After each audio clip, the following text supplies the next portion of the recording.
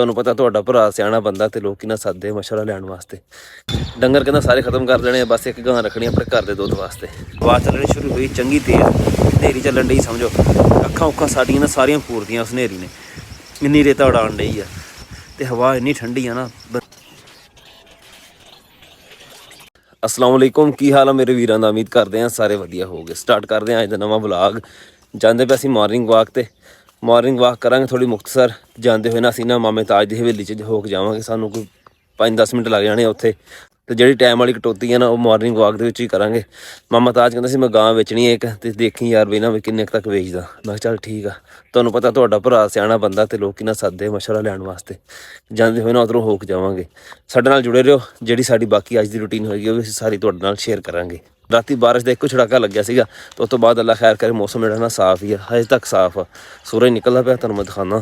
वैसे उदां तरेल चंगी पई है अज। ਉਹ सूरज तलू ਹੁੰਦਾ ਪਿਆ ਮਸ਼ਰਕ ਚੋਂ ਤੇ ਪਾਣੀ ਬੜਾ ਖੜਾ ਅੱਜ ਨਾ ਪੱਠਿਆਂ ਦੇ ਉੱਤੇ ਜਾਂ ਘਾਹ ਦੇ ਉੱਤੇ। ਹਵੇਲੀ ਤੇ ਆ ਗਈ ਮਾਮੇ ਤਾਜ ਦੀ ਤੇ ਕੁੱਤਿਆਂ ਨੇ ਉਹ ਗੇਟ ਦੇ ਥੱਲੇ ਸਾਨੂੰ ਦੇਖ ਲਿਆ, ਭੌਂਕਣਾ ਸ਼ੁਰੂ ਹੋ ਗਿਆ। ਬਾਰਿਸ਼ਾਂ ਪੈ ਪੈ ਕੇ ਨਾ ਤਲਾਅ ਵੀ ਫੁੱਲ ਹੋਇਆ ਪਿਆ। मामा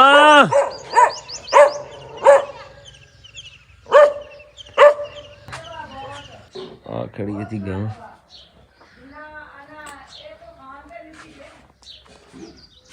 आ बैठा था बच्चा।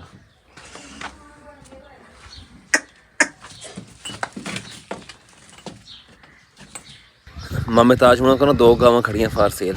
जे तो यह गां विक जाती ना सूण तो पहले फिर तो पैसे ना कोई लभ जाने सीगे। हुण इन्हें बच्चा देता वा तो जिहदे पिछे बच्चा होवे ना उस डंगर के पैसे ना घट लगते हैं। बच्ची होवे फिर पैसे ज़्यादा लभ जाते हैं। फिर भी सेल तो हो जाएगी। हुण एक गां होर खड़ी आ, जो सूण वाली आ। मैं कहनूं हुण वेच दे, ये भी मैं किते देखता रहां भी सूगी या नेड़े लगूगी। ये ना होवे मैं कह भी तेरे कोल ही सूप होवे इत्थे। डंगर कहंदा सारे खत्म कर देने, बस एक गां रखनी अपने घर के दुध वास्ते। असीं ना आप डंगरां नूं एक गां रख लई आ ते बाकी जिहड़े ना खत्म कर दित्ते आ। हादी ते मुहम्मद भी साडे नाल खेत जाणगे। पर साहब पिछे हो रो, कल्ले दो जणे डिगे ना सट लग जानी। घर आ जा, मैं तुहानूं हैं नहीं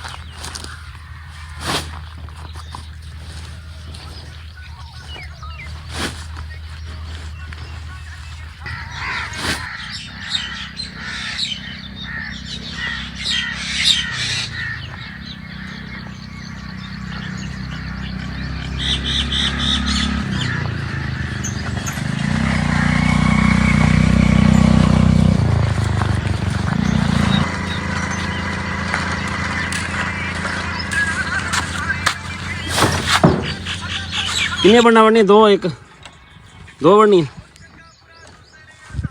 वो सामने ठीक आ। ये गुंगा बोल नहीं होंगे को की हुआ जुती घंटा हो गया लैके बैठा है। ਟੁੱਟ ਗਈ। ਦਿਖਾ ਰਹੇ ਇਹਦੇ ਰੋਜ਼ ਦੇਖਦੇ ਰਹਿੰਦੇ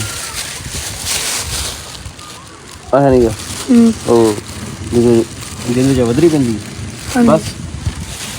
ਚੱਲ ਚੱਲ ਮੁਹੰਮਦ ਕਰ, ਮੁਹੰਮਦ ਕੁਰਸੀ ਲੈ ਕੇ ਜਾ, ਕੁਰਸੀ ਲੈ ਕੇ ਸ਼ਾਬਾਸ਼।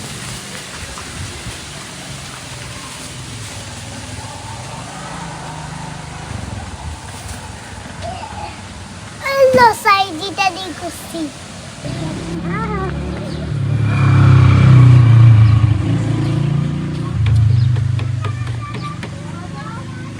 ਅੱਜ ਸ਼ਾਮੀ ਨਾ ਜਰੂਰ ਮਸ਼ਰਕ ਵਾਲੀ ਸਾਈਡ ਤੋਂ ਨਾ ਇੰਨਾ ਜ਼ਿਆਦਾ ਬੱਦਲ ਚੜ੍ਹ ਕੇ ਆਇਆ ਨਾ, ਅਸੀਂ ਕਿਹਾ ਵੀ ਹੁਣ ਆਈ ਬਾਰਿਸ਼ ਤੇ ਹੁਣ ਆਈ ਬਾਰਿਸ਼, ਪਰ ਬੱਦਲਾਂ ਥੋੜਾ ਪਿੱਛੇ ਨਾ ਚਮਕਦਾ ਰਿਹਾ ਤੇ ਗਰਜਦਾ ਰਿਹਾ, ਸਾਡੇ ਕੋਲ ਬਾਰਿਸ਼ ਹੋ ਗਈ।